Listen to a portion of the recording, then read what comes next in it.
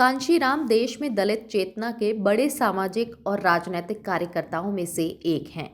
पंजाब के रोपड़ जिले में 15 मार्च 1934 को जन्मे कांशीराम की राजनीति की प्रयोगशाला उत्तर प्रदेश रही। यहाँ उन्होंने न सिर्फ एक बड़ा दलित आंदोलन खड़ा किया, बल्कि प्रदेश की सत्ता में भी दाखिल होने में सफल रहे। उनकी बनाई बहुजन समाज पार्टी से मायावती 4 बार देश के सबसे बड़े राज्य की मुख्यमंत्री बनी।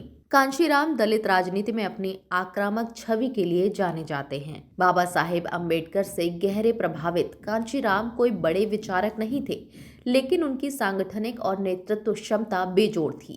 इसी के जरिए उन्होंने दलित मूवमेंट खड़ा किया और उत्तर प्रदेश की सत्ता की दहलीज तक पहुंचे। कांशीराम साल 1956 में ग्रेजुएट होने के बाद सरकारी नौकरी में चले गए। गोला बारूद की फैक्ट्री की लैब में असिस्टेंट के पद पर तैनात थे। यहाँ उनके साथ जातीय स्तर पर भेदभाव हुआ तो वो इसे बर्दाश्त नहीं कर पाए। 6 साल की सेवा के बाद उन्होंने नौकरी छोड़ दी। दलित जातियों का आर्थिक, सामाजिक और शारीरिक शोषण होता देख कांशीराम बेहद व्यथित हुए। दलितों के लिए कुछ करना चाहते थे, इसीलिए वो रिपब्लिकन पार्टी ऑफ इंडिया से जुड़ गए।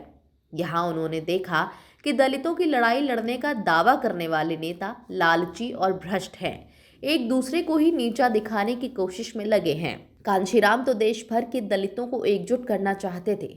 इसके लिए उन्होंने 1973 में बामसेफ यानी कि backward minority communities employees federation का गठन किया। साल 1981 में कांशीराम बामसेफ को नए कलेवर में लेकर आए और दलित शोषित समाज संघर्ष समिति यानी कि DS4 का गठन किया। इसके लिए उन्होंने नारा दिया, ठाकुर बनिया भामन छोड़, बाकी सब हैं DS4। नारा इतना प्रभावशाली था कि भारी संख्या में दलित कांशीराम के पीछे लामबंद होने लगे। उन्होंने नासिक के बोट क्लब में DS4 की जनसंसद भी लगाई। साल 1983 में वो DS4 के 100 नेताओं को लेकर दिल्ली के आसपास के 7 जिलों में साइकिल से दर दर पर दस्तक देते रहे। गांव में दलितों के साथ दमन और शोषण की स्थिति देखकर कांशीराम को बेहद दुख हुआ। सवर्ण जातियों के दलित समुदाय के लोगों के साथ बर्ताव को देखकर उन्हें बेहद गुस्सा आया। कांशीराम ने इसके बाद ही नारा दिया, तिलक तराजू और तलवार, इनको मारो जूते चार। कांशीराम के इस विवादित नारे में तिलक ब्राह्मण, तराजू वैश्य और तलवार क्षत्रिय समुदाय को प्रदर्शित करता है। इस नारे में दलित समुदाय के साथ सदियों से जाति के नाम पर हो रहे शोषण को लेकर बेहद गुस्सा दिखाई देता है। इस नारे को सुनकर ऊंची जाति के लोग हैरान रह गए। 1983 से 1984 तक कांशीराम अपने संगठन की राजनीतिक स्थिति मजबूत करने में लगे रहे। वोट हमारा, राज तुम्हारा, नहीं चलेगा नहीं चलेगा जैसे नारों से उन्होंने दलित समुदाय की राजनीतिक चेतना को झकझोर दिया। इसके अलावा उन्होंने ऐलान किया, जिसकी जितनी संख्या भारी उसकी उतनी हिस्सेदारी। कांशीराम के बारे में एक कहावत खूब मशहूर है।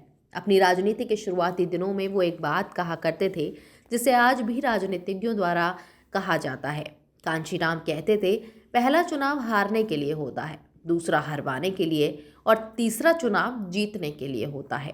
दलित समुदाय के आरक्षण को लेकर भी कांशीराम का एक नारा बेहद प्रसिद्ध है। इसमें उन्होंने कहा था कि वोट से लेंगे CM PM, आरक्षण से लेंगे SP DM। 14 अप्रैल 1984 को कांशीराम ने बहुजन समाज पार्टी का गठन किया। ये पार्टी दलितों के अधिकारों की बात करती थी। इसके बाद उन्होंने कलेक्टर बनने की सपना देख रही एक युवा शिक्षिका को राजनीतिक मार्गदर्शन दिया। यही शिक्षिका बाद में न सिर्फ कांशीराम की राजनीतिक वारिस बनी, बल्कि 4 बार देश के सबसे बड़े राज्य यानी कि उत्तर प्रदेश की मुख्यमंत्री भी बनी। नाम है मायावती, जो कांशीराम की दूरदृष्टि की अनुपम